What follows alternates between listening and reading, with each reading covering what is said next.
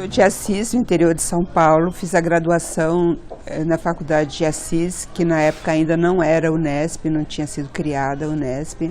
E lá eu comecei a minha militância nos anos de 65 a 68, eu fiz a graduação. Então, 68 é aquele ano, segundo Zueni Ventura, que não acabou. E foi em 68 que essa militância aumentou e prosseguiu até 69, quando o meu companheiro foi preso. Então, a partir daí, há uma ruptura, e como eu tive a prisão preventiva decretada, eu tentei sair do Brasil e tive a ajuda de um professor lá da Unesp, de Assis, né, que é da história, e consegui ir para a França. Então, passei 2 anos na França, 1 ano na Inglaterra. Na França eu fiz alguns estudos, que do ponto de vista do diploma não foram muito úteis, mas do ponto de vista da vida, esses 3 anos foram muito ricos. Era um exílio, mas ao mesmo tempo foi uma experiência de vida fundamental. Quando eu voltei para o Brasil, eu fiz uma pequena passagem por Assis, mas vim morar no Rio de Janeiro em 74.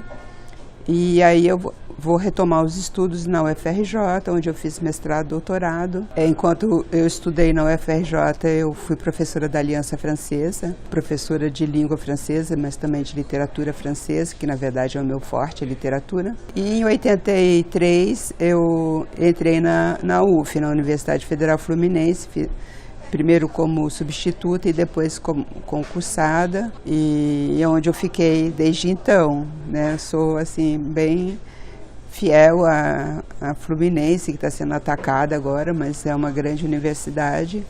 Eu me aposentei há alguns anos, mas continuo trabalhando na pós-graduação, nossa pós em estudos de literatura, continuo orientando, tenho muitos orientandos, dou aula geralmente no primeiro semestre. Pesquiso sempre, não só na área da ditadura, mas pesquiso muito também sobre a literatura escrita por mulheres, a situação das mulheres, a crítica feminista. Estudei durante muitos anos também os escritores da negritude antiliana, do Haiti, Martinica, Guadalupe, enfim, me dediquei bastante tempo a esses estudos, mas ultimamente eu tenho realmente ficado na literatura brasileira. Eu não tinha nenhum projeto de escrever esse livro. Como eu digo no próprio livro, foi a partir de um pedido de uma amiga minha que que organizou, na verdade, um outro livro de depoimentos, de relatos de pessoas comuns, pessoas que nem tiveram nenhuma militância no período da ditadura. Ela me pediu para escrever um relato da minha experiência. E esse relato ele foi crucial, porque eu comecei a escrever e quando você revolve a memória, você não tinha... Você se dá conta que aquilo mexe muito com você. E eu não me dava conta de que aquilo ia mexer comigo a ponto de sonhar e ficar pensando nisso de uma maneira muito forte.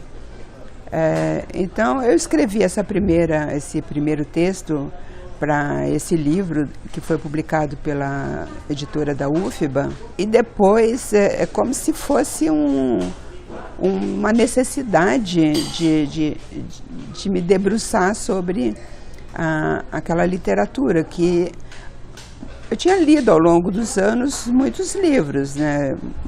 Meio que leitura obrigatória, por exemplo, que é Ex-Companheiro, sim, foi um best-seller, todo mundo praticamente da minha geração leu esse livro, era impossível não ler, né? E tantos outros, mas é como se fosse quase que uma compulsão, assim, era se poderia dizer assim, de uma maneira um pouco mais científica, que era um dever de memória. mas sem pensar em termos muito intelectuais, era assim um movimento assim muito emocional. E aí eu comecei a ler muita coisa. Foi na época que eu fiquei muito impactada com o livro do Kuczynski, que se chama K, e depois na primeira edição só se chamava K, e nas edições posteriores ele ganhou um subtítulo, né, Relato de uma Busca. Esse livro mexeu muito comigo, achei que ele era muito bem feito, muito bem escrito, e escrito por uma pessoa mais velha, uma pessoa que não era necessariamente um escritor, né? Entrou na ficção assim muito tardiamente, e ele diz que esse livro foi quase que psicografado, porque ele começou a escrever quando ele se aposentou, e é um pouco o mesmo movimento meu, assim, você chega uma certa idade, você já se aposentou, já tem uma certa um pouco mais de tempo livre, e as emoções começam a te fazer pensar em coisas que ficaram lá no passado, né? Então, no caso dele, a morte o desaparecimento e o desaparecimento da irmã. E no meu caso, a minha experiência é muito mais leve, claro, porque não tive nenhuma perda familiar assim tão violenta, mas de alguma maneira é esse movimento. Então eu passei assim 2 anos lendo e escrevendo, e aos poucos o livro foi se desenhando. Na verdade, eu não tinha um projeto, um desenho assim como se faz numa tese, um sumário provisório. Não tinha nem até um certo momento eu não sabia que isso ia virar um livro, mas aos poucos ele foi se delineando, e realmente depois dessa leitura que eu fiz assim de um grande número de obras, eu selecionei aquelas que foram mais fortes, que me impactaram mais, e realmente aquilo que eu queria abordar, que é uma coisa muito dolorosa, é a tortura, a morte, o desaparecimento de pessoas, né? Então, eu evitei analisar obras mais alegóricas, que não falavam realmente da ditadura de uma maneira direta, ou que tinham a ditadura como pano de fundo só. Então, realmente, eu peguei as obras que eram mais fortes. Então acabou assim se estruturando com um primeiro capítulo mais teórico, né, sobre a questão da amnésia, da anistia, todo o levantamento que foi feito, né, das comissões, da Comissão da Verdade, mas também o trabalho que já tinha sido feito pelo projeto, né, Tortura Nunca Mais. E aí eu fui meio que levantando essas questões mais teóricas sobre a noção de arquivo, né, essa necessidade do Dom Evaristo Arnes, quando ele coloca que era necessário arquivar esses depoimentos das torturas, porque havia o risco de que eles botassem fogo, né, em tudo, né? Então, se você não arquiva, a memória se perde. Memória e arquivo, eles estão muito interligados, né? Você arquiva porque você não pode guardar essa memória. Um é complemento do outro, né? Como explica o Derrida. Então, foram essas questões que foram surgindo. Então, eu analiso 30 obras no segundo capítulo. O terceiro capítulo é todo dedicado ao Kuczynski, que eu acho que é talvez a obra mais significativa nessa temática, né? E por último, eu decidi retomar o texto que eu tinha publicado no livro anterior, mas já numa reelaboração. Eu mexi bastante nele e adaptei também a um novo contexto, né? No outro ele era parte de um todo em que havia muitas pessoas. E aqui já ele estava inserido num livro mais mais científico, digamos, né? E o meu depoimento, ele também era uma, digamos assim, uma certificação, era também o meu testemunho, né, daquele período, né? Como eu vivenciei as consequências dessa militância, né? Esse exílio na Europa. Então foi essa reflexão que eu trouxe também, depois de ter repensado esse meu texto, né, depois de ter sido publicado, assim, passado um ano, assim, você já tem uma outra percepção, né? E esse livro, depois que eu fiz, é que eu me dei conta que era um livro, era o primeiro livro que realmente mapeava a produção literária ao longo do tempo, porque houve alguns livros nos anos 80 que pegaram a produção, abordaram a produção dos anos 80, mas não existia nenhum livro que pegasse todo o período de 64 até 2016, né? Eu peguei, inclusive, livros que foram publicados em 2016. Acho que o último livro que eu analisei foi Cabo de Guerra, da Ivone Benedetti, que quando saiu, assim, falei, não, eu preciso falar desse livro, né? Então, ele foi bem visto, bem aceito, justamente por causa disso, porque é o único livro até agora que faz esse mapeamento da produção e tem uma reflexão crítica também sobre esse período. E agora a gente fez uma reimpressão, porque as pessoas estão muito interessadas e agora talvez mais do que nunca é preciso pensar o que foi a ditadura. Normalmente as pessoas têm uma noção de arquivo, têm uma noção um pouco rígida e fixa, como se fosse aquele material guardado num local chamado arquivo público, ou arquivo do DOPS, ou o que seja. E desde as discussões do Foucault sobre arquivo, muito se elaborou essa noção de arquivo. O arquivo não é aquilo que está arquivado só. O arquivo é a consulta ao arquivo, você atualiza o arquivo. Se o arquivo está lá morto, ele praticamente não existe.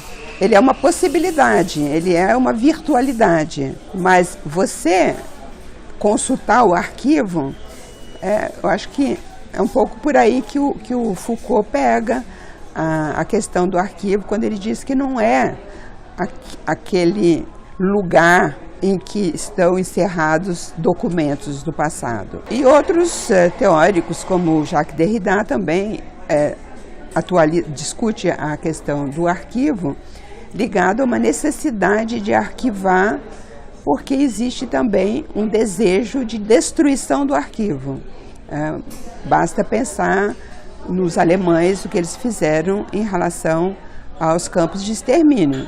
Houve uma tentativa de extermínio, no final da guerra, de extermínio daquelas provas do extermínio. Então, eles colocaram fogo em muita coisa. Então, esse, inclusive, era o medo do Dom Paulo Evaristo Arnes. Aí, como que eu extrapolo esse conceito de arquivo, que normalmente é usado pelos historiadores, né, que trabalham com os arquivos, pensando que a literatura, ao tratar desse período, recriar através de personagens, através de subjetividades, através, né, dessa ficcionalização do vivido, de alguma maneira a literatura se aproxima mais das pessoas do que o trabalho que os historiadores fazem. Por quê? Porque a literatura provoca a empatia, provoca a emoção. Então, o leitor ele pode compreender melhor o que foi, por exemplo, a tortura, através da ficção através da criação de personagens que passam por aquele sofrimento e que falam de como eles se sentiram sendo humilhados, colocados nus no pau de arara, etc. A literatura fala mais de perto para o leitor do que um texto mais científico, um texto mais objetivo, como o texto da história, ou como o texto também de muitos jornalistas que pesquisaram, como aquela série de livros que o Hélio Gaspari fez, que são narrativas que buscam uma neutralidade, uma objetividade. Enquanto que a literatura é também uma narrativa, mas ela fala de um real já ficcionalizado. Mas o Jacques Rancière, por exemplo, diz que o real só pode ser pensado quando ele é ficcionalizado. Então é nesse sentido que eu acho que a literatura que está disponível para o público brasileiro, tão desmemoriado, tão amnésico, né? Se as pessoas lessem mais esses livros todos que recriam esse ambiente de terror durante a ditadura, se eles lessem, eles saberiam mais o que foi viver naquela época. E não haveria assim tantos nostálgicos da ditadura como se fosse realmente os bons velhos tempos.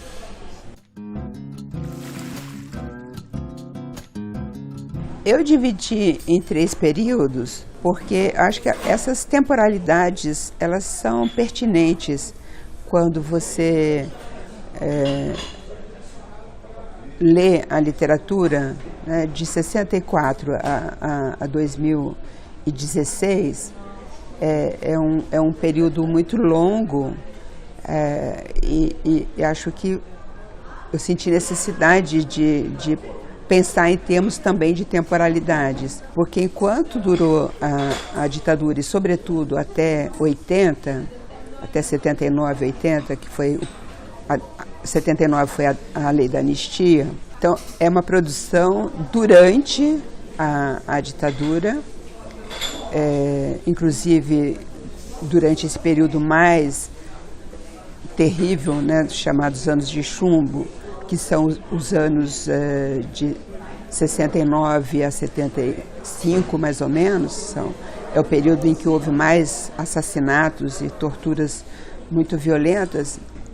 Havia muita censura, né, principalmente aos jornais, mas havia também uma certa censura à literatura. Alguns livros foram censurados, como Zero, do Inácio de Loyola Brandão, foi censurado.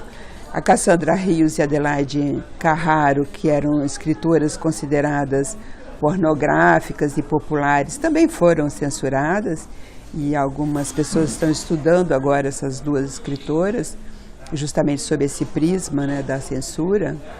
Então havia censura, e mesmo aquilo que não era censurado, de alguma maneira, as pessoas se censuravam ou procuravam maneiras um pouco mais alegóricas para falar da questão. Muito no início havia ainda, em alguns escritores, como Antônio Calado, uma certa esperança, o Coni também, uma certa utopia de que haveria uma luta revolucionária, alguns personagens que são ainda revolucionários, mas muito rapidamente eles e outros vão se dar conta de que a batalha estava perdida. Os militantes já estavam em 70, a maioria já estava presa, ou nos início dos anos 70, alguns exilados, outros mortos. A década seguinte, que é a década de 80, já há uma mudança assim, bastante radical, porque com a volta dos exilados, ou quando pessoas que estavam clandestinas puderam sair às ruas com seus próprios nomes, eles começam a escrever. Então, assim, o que caracteriza a década de 80 são os relatos autobiográficos, né, do tipo Que é esse companheiro, Os Carbonários, Tirando o Capuz, do Álvaro Caldas.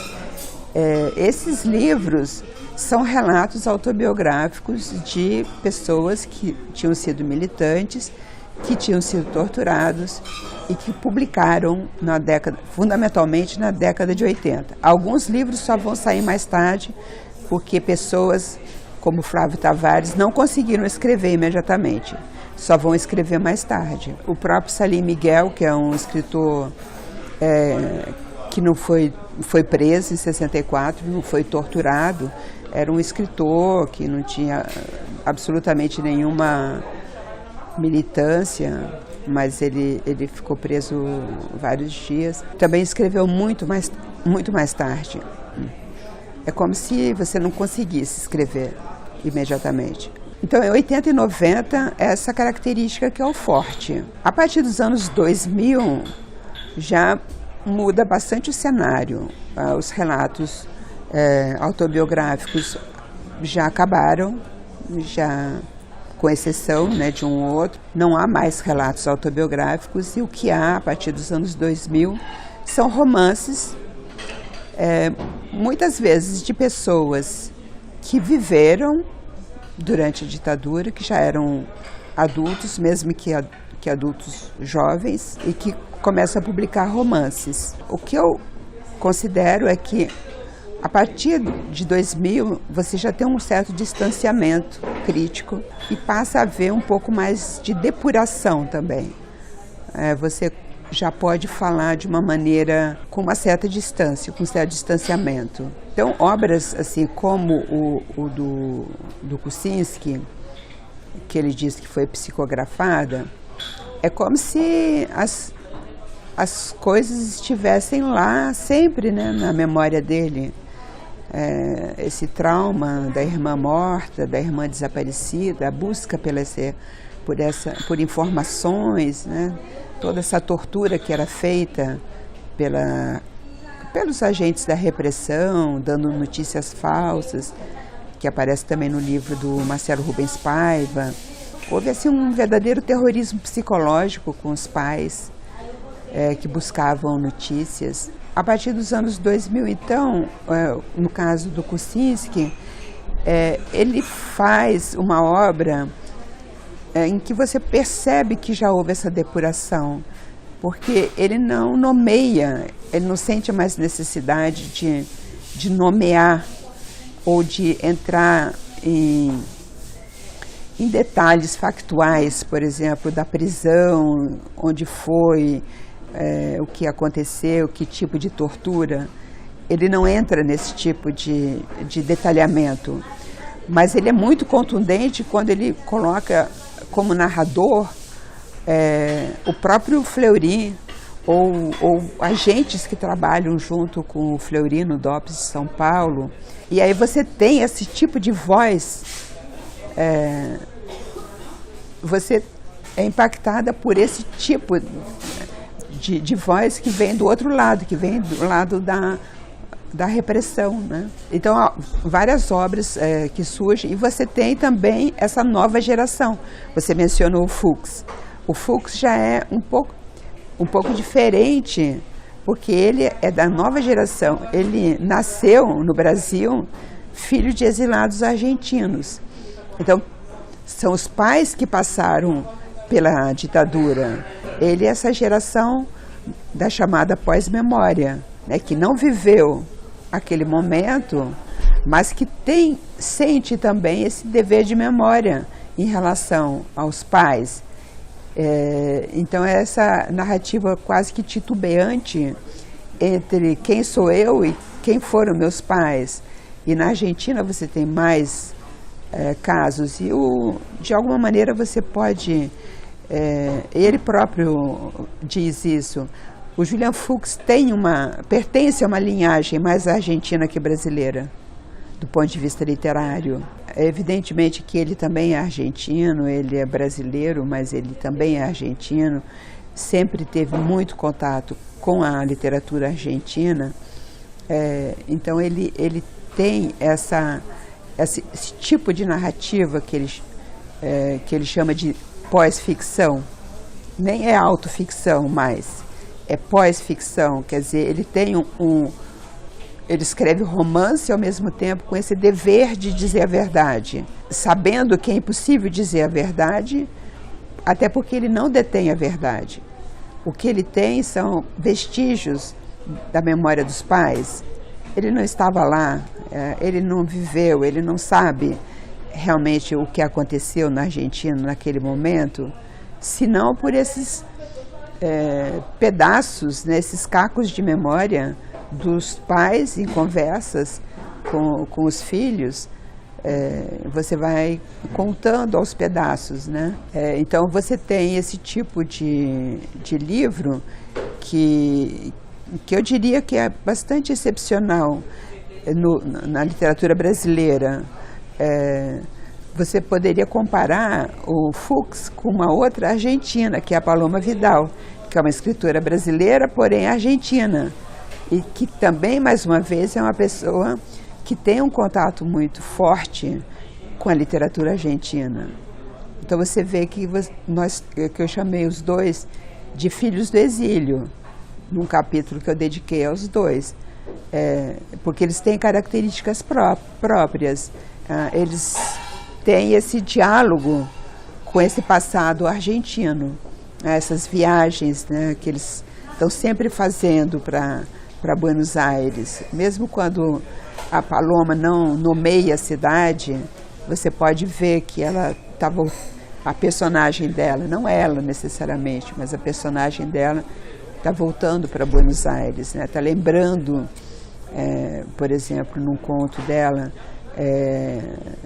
indo para o enterro do pai, a personagem ouve uma notícia no rádio de uma mulher que foi assassinada, que foi estuprada, e imediatamente ela se lembra, assim, como se fosse uma sinapse que se dá, de que ela sofreu estupro numa prisão. Então, embora seja sempre sem muita explicação, sem muita contextualização, você nem sabe se é Buenos Aires aquilo, você não sabe o nome da personagem, você não sabe de uma maneira muito realista aquilo que aconteceu, mas você tem esses jogos de memória, né, essas relações que se estabelecem num átimo assim, de segundo, né? Você ouve uma coisa e você cruza com algum mal-estar que a personagem sente, né? Então, esses dois escritores que são jovens, que são filhos de exilados argentinos, eles têm algumas características comuns.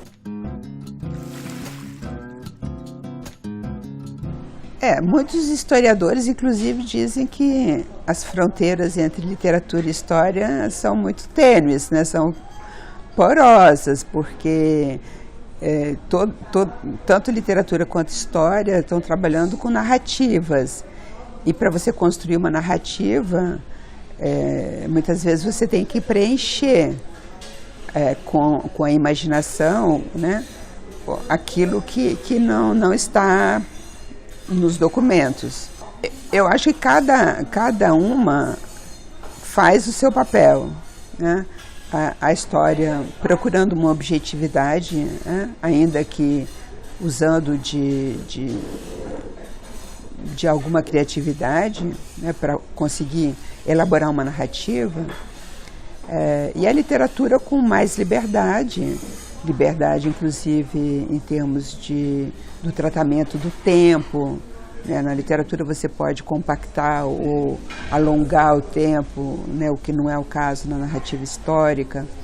Você pode utilizar de muito mais artifícios, de metaforização, de metonímia, de várias figuras de linguagem que são muito mais comuns na literatura. E na literatura você trabalha muito mais com as emoções dos personagens, na medida que não são pessoas reais, são personagens, né? Você pode agudizar, digamos, tornar mais fortes, mais eloquentes determinados sentimentos ou determinadas sensações. Por isso que o impacto no leitor é maior. Então são realmente narrativas, mas que, apesar de muitas coisas em comum, né, se distinguem no produto final e na recepção.